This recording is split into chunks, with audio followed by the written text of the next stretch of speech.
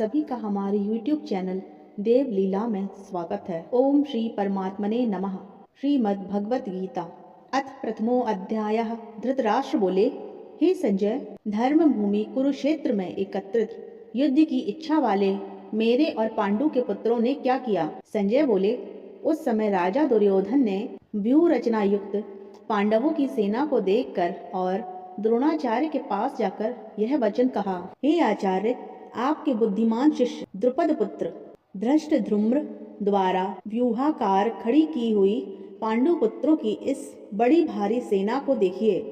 इस सेना में बड़े बड़े धनुषों वाले तथा युद्ध में भीम और अर्जुन के समान शूरवीर सात्यकी और विराट तथा महारथी राजा द्रुपद, धृष्टकेतु और चेकितान तथा बलवान काशीराज पुरुजित, कुंतीभोज और मनुष्यों में श्रेष्ठ शैव्य पराक्रमी युधामन्यु तथा बलवान उत्तमौजा सुभद्रा पुत्र अभिमन्यु एवं द्रौपदी के पांचों पुत्र, ये सभी महारथी हैं। हे ब्राह्मण श्रेष्ठ, अपने पक्ष में भी जो प्रधान हैं उनको आप समझ लीजिए। आपकी जानकारी के लिए मेरी सेना के जो जो सेनापति हैं उनको बतलाता हूँ। आप द्रोणाचार्य और पितामह भीष्म तथा कर्ण और संग्राम विजयी कृपाचार्य तथा वैसे ही अश्वत्थामा, विकर्ण और सोमदत्त का पुत्र भूरिश्रवा और भी मेरे लिए जीवन की आशा त्याग देने वाले बहुत से शूरवीर अनेक प्रकार के शस्त्रों और सबके सब युद्ध में चतुर हैं।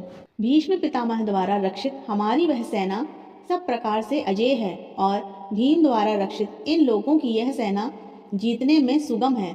इसलिए सब मोर्चों पर अपनी अपनी जगह स्थित रहते हुए आप लोग सभी निसंदेह भीष्म पितामह की सब ओर से रक्षा करें।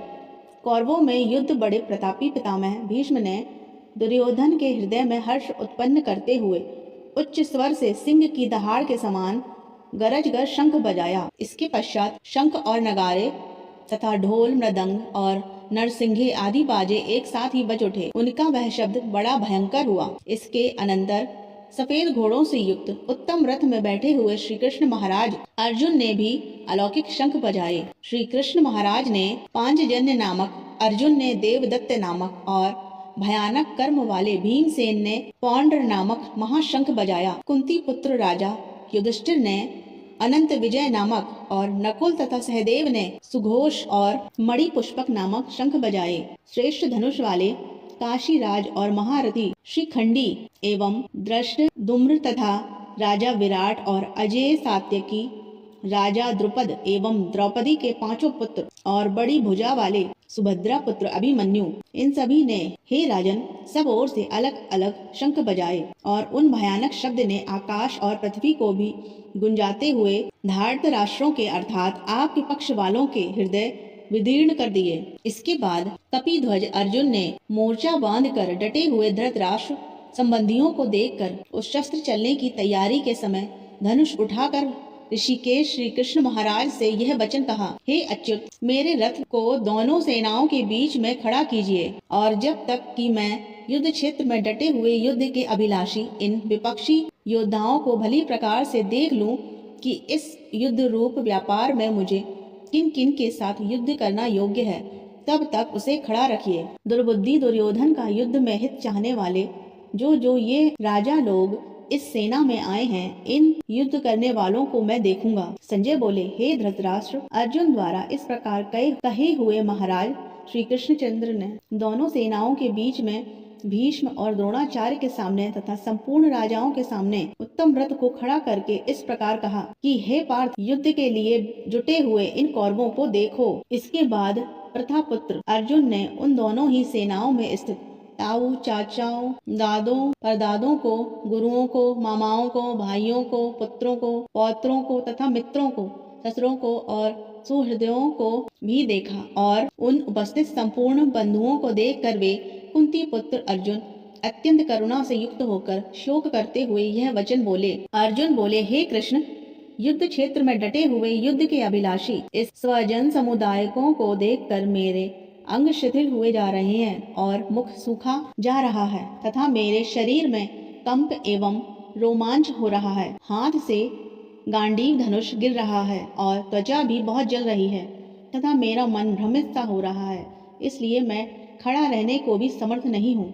हे केशव, मैं लक्षणों को भी विपरीत ही देख रहा हूँ तथा युद्ध में स्वजन समुदायों को मारकर कल्याण भी नहीं देखता। हे कृष्ण, मैं ना तो विजय चाहता हूँ और ना राज्य और ना सुखों को ही।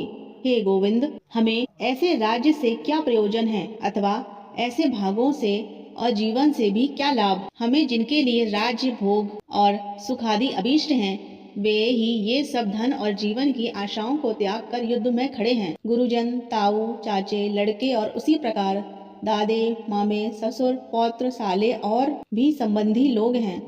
हे मधुसूदन, मुझे मारने पर भी अथवा तीनों लोकों के राज्य के लिए भी मैं इन सबको मारना नहीं चाहता।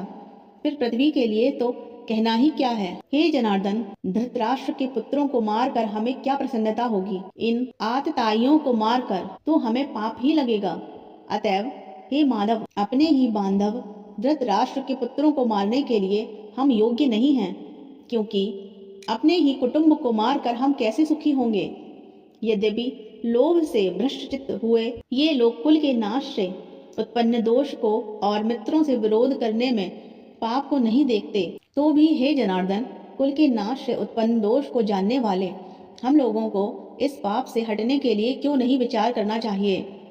कुल के नाश से सनातन कुल धर्म नष्ट हो जाते हैं और धर्म के नाश हो जाने पर संपूर्ण कुल में पाप भी बहुत फैल जाता है। हे कृष्ण, पाप के अधिक बढ़ जाने से कुल की स्त्रियां अत्यंत दूषित हो जाती हैं और हे वैष्णव, स्त्रियों के दूषित हो जाने पर वर्ण संकर उत्पन्न होता है।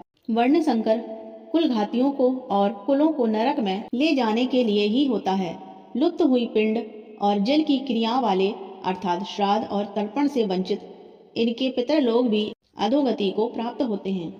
इन वर्ण संकर कारक दोषों से कुल घातियों के सनातन कुल धर्म और जाति धर्म नष्ट हो जाते हैं। हे जनार्दन, जिनका कुल धर्म नष्ट हो गया है, ऐसे मनुष्यों का अनिश्चित काल तक नरक में वास होता है, ऐसा हम सुनते आए हैं। हाँ, शोक, हम लोग बुद्धिमान होकर भी महान पाप करने को तैयार हो गए हैं और जो राज्य और सुख के लोभ से स्वजनों को मारने के लिए उद्यत हो गए हैं। यदि मुझ शस्त्र रहित एवं सामना ना करने वाले को शस्त्र हाथ में लिए हुए धृतराष्ट्र के पुत्र रण में मार डालें तो वह मारना भी मेरे लिए अधिक कल्याणकारक होगा।